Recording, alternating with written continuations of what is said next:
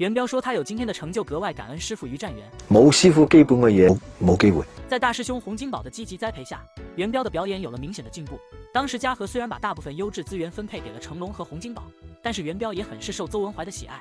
在他眼中，元彪跟成龍和洪金寶有着巨大的區別，比較斯文啲。所以嘉禾公司特意為元彪打造了屬於他個人風格類型的電影，比如張堅庭的電影《亡命鴛鴦》，元彪一改往日硬漢形象，與夏文熙上演了一出感情戲。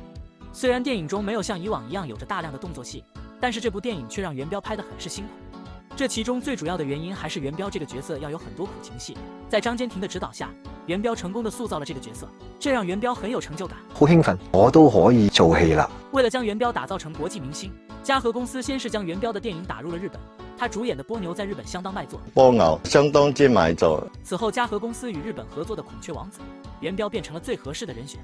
對於自己今天的成就，元彪直言最感謝的人就是他的師傅於占元，包括成龍我都係咁講。